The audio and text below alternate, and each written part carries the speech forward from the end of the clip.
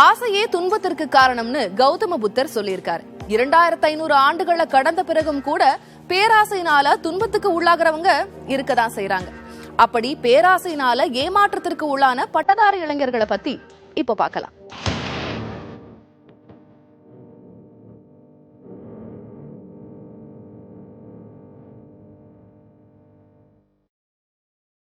புதுக்கோட்டை மாவட்டம் மணல்மேல்குடி அருகே உள்ள மேலக்கோட்டை பகுதியைச் சேர்ந்தவர் முகமது மொய்தீன்.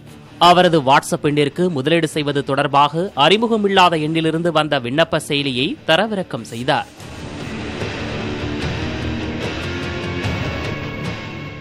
அடுத்ததாக வாட்ஸ்அப் மூலமாக தொடர்பு கொண்ட முன்பின் தெரியாத நபர்கள் தாங்கள் அனுப்பிய செயலி மூலம் முதலீடு செய்தால் அதிகமான லாபம் ஈட்டலாம் என்று ஆசையை தூண்டினர்.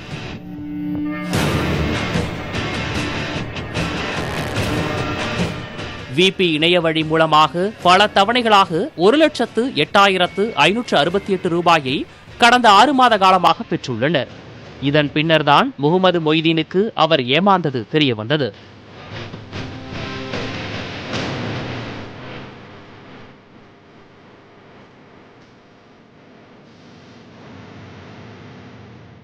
மணல்மேல்குடி பகுதியைச் சேர்ந்த 28 வயதுடைய பொறியியல் படித்த பெண்ணிடம் ஆன்லைன் வழியாக அறிமுகமில்லாத ஒருவர் உரையாடியிருக்கிறார். வீட்டு உபயோகப் பொருட்களை வாங்கி வீட்டிலிருந்தே விற்பனை செய்து அதிக வருமானத்தை ஈட்டலாம் என்று அவரின் மூளையை சலவை செய்துள்ளார்.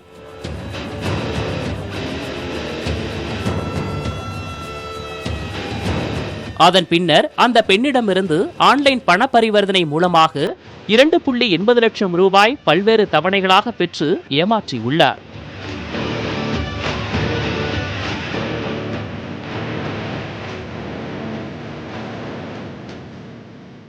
அறந்தாங்கி பகுதியில் உள்ள ஒரு அரசு பள்ளி ஆசிரியையை அழைத்த மர்ம நபர்கள் 1% வட்டியில் 50 லட்சம் ரூபாய் வங்கிக் கடன் பெற்றுத் தருவதாக கூறியுள்ளனர். இதை நம்பிய ஆசிரியையிடம் வருமான வரி தொகை முதலில் கட்ட வேண்டும் என கூறி 1,0350 ரூபாயை பெற்றுக்கொண்டு ஏப்பம் விட்டுள்ளனர்.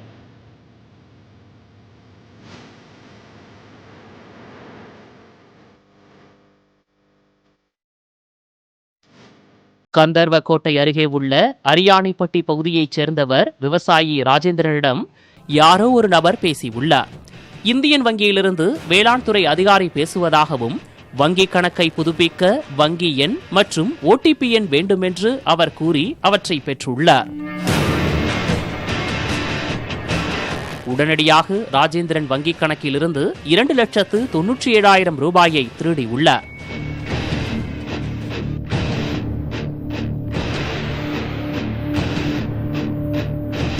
இப்படியாக மொபைல் போனில் ஆபாச படம் பார்த்த பள்ளி மாணவனை மிரட்டி பணம் பறித்தது, வெளிநாட்டிலிருந்து விலை உயர்ந்த பரிசு பொருள் குரியர் அனுப்புவதாக கூறி மோசடி, செல்போன் டவர் வைக்க முன்தொகை, குறைந்த விலையில் கார் பைக் இணைய விளம்பரம் என தொடர்ச்சியாக கடந்த 3 மாதத்தில் மட்டும் 28 பேரிடம் கிட்டத்தட்ட 76 லட்சம் ரூபாயை ஏப்பம் விட்டிருக்கிறார்கள் இந்த ஆன்லைன் மர்ம ஆசாமிகள்.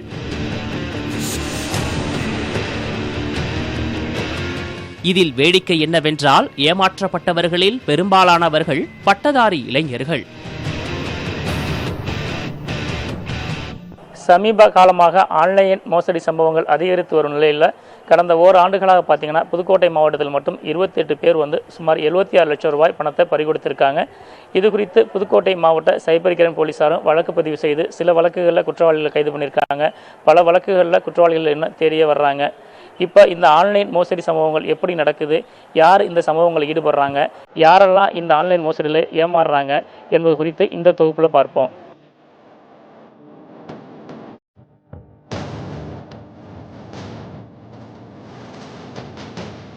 ஆசையை தூண்டி இந்த மோசடி கும்பல் தொடர்ந்து பலரையும் ஏமாற்றி வருவதாக போலீசார் தெரிவிக்கின்றனர். அவமானம் காரணமாக புகார் கொடுக்காமல் இருந்த நிலையில் விழிப்புணர்வு காரணமாக புகார் கொடுப்பவர்கள் எண்ணிக்கை தற்போது கணிசமாக அதிகரித்துள்ளதாக காவல்துறையினர் தெரிவிக்கின்றனர். படிக்காதவங்களோட படித்தவங்க இந்த செல்ஃபோன் ஆண்ட்ராய்ட் ஃபோன் யூஸ் பண்ணுறவங்க தான் அதிகமாக வந்து ஏமாறாங்க. ஈஸியாக அவங்க கையில் இருக்கவும் டக்குன்னு கூகுள் பே மூலமாக பணம் அனுப்பிச்சிடுறாங்க. அடுத்து இன்வெஸ்ட்மெண்ட் ஆப்னு இப்போ நிறையா இருக்குது. அது மூலமாகவும் இன்வெஸ்ட் பண்ணி ஒரு 2 மாதம் உங்களுக்கு வந்து குறைஞ்ச நீங்கள் அமௌண்ட்டு டெபாசிட் பண்ணிங்கன்னா உங்களுக்கு இன்ட்ரெஸ்ட் அதிகமாக தரும்னு சொல்லிட்டு கொஞ்சம் அமௌண்ட்டு கொடுத்துட்டு அதுக்கப்புறம் விக்டிம் அதிக பணம் கட்டினோன்னா அந்த ஆப்பே வந்து க்ளோஸ் பண்ணிடுறாங்க. அது மாதிரி உள்ளது இப்போ வந்து போயிட்டுருக்குதுங்க. பேங்க்லேருந்து அக்ரி ஆஃபீஸர் பேசுகிறேன், உங்களுக்கு லோன் சேங்ஷன் ஆயிருக்கு, உங்கள் அக்கௌண்ட் டீட்டெயிலை கொடுங்க அப்படின்னு KYC கேட்கும்போது அவர் அந்த ஒரு சமீபமாக நம்ம கந்தரக்கோட்டையில் நடந்த கேஸில் வந்து அவர் வச்சுட்டு அந்த பெரியவர் வந்து டீட்டெயில்ஸ் சொல்லலை, வச்சுட்டு ஃபோனை வச்சுட்டு போயிடறாரு. ஆனால் வீட்டில் இருந்த சின்ன பையன் அடுத்த ஃபோன் வந்ததை சின்ன பையன் அட்டன் பண்ணி 8th படிக்கிற பையன் அட்டன் பண்ணி பேங்க்லேருந்து மேனேஜர் பேசுகிறவங்களும் 19 தடவை OTP நம்பரை சொல்லியிருக்காங்க. அந்த கேஸை நாங்கள் இன்வெஸ்ட் பண்ணி பார்க்கும்போது 8 ஸ்டேட்டில் வந்து அக்யூஸ்ட் வந்து இன்வால்வ் ஆகியிருக்காங்க. வந்து ஒரு டிஸ்ட்ரிக்ட்டுக்கு ஒரு சைபர் கிரைம் போலீஸ் ஸ்டேஷன் வந்து நாமினேட் பண்ணியிருந்தாங்க. But இப்போ ரீசெண்டாக just a week back we got the orders saying that each police station shall be a cyber crime police station. அதுக்கு வந்து நம்ம ஒரு SSI plus 2 other ranks, 2 other police personnel each police stationக்கு nominate பண்ணியிருக்கோம்.